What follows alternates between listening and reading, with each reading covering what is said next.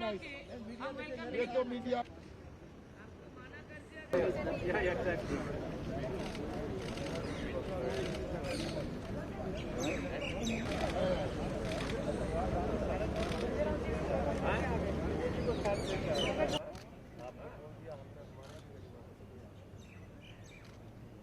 मैं सीधे तौर पे मानता हूं कि जो कुछ हुआ बेहद दुर्भाग्यपूर्ण था। ये पीठासीन पदाधिकारी, मैं समझता हूं कि उसके पक्ष में तो कोई नहीं खड़ा हो सकता और व्यथा भी समझता हूं, लेकिन समझने की आवश्यकता है कि मामला यहां पहुंचा कैसे।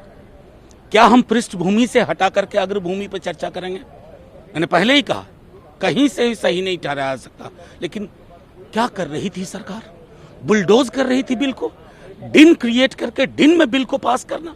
जब किसान सड़कों पर पड़ा हुआ है, खेतीहर समाज पर संकट है, क्या इतनी एक व्यवस्था नहीं होनी चाहिए थी कि संजीदगी से बात हो? मैं इसलिए बार बार कह रहा हूं कि लोकतंत्र सिर्फ संसद के कमरों में आकर के बैठ करके नहीं होता है। लोकतंत्र के लिए लोकतांत्रिक रवायतों का होना जरूरी है। नहीं, मैं लोकतंत्र को लेकर हम भी चिंतित है। मैंने पहले ही कहा, उनकी व्यथा को मैं समझ सकता हूं, लेकिन व्यथा की कथा को समझने के लिए क्या पीछे नहीं जाएंगे? क्या सरकार के रवैये की चर्चा नहीं होगी? सदन में जो पीठासीन होते हैं ना, वो सरकार और विपक्ष के नहीं होते हैं, वो सदन के होते हैं।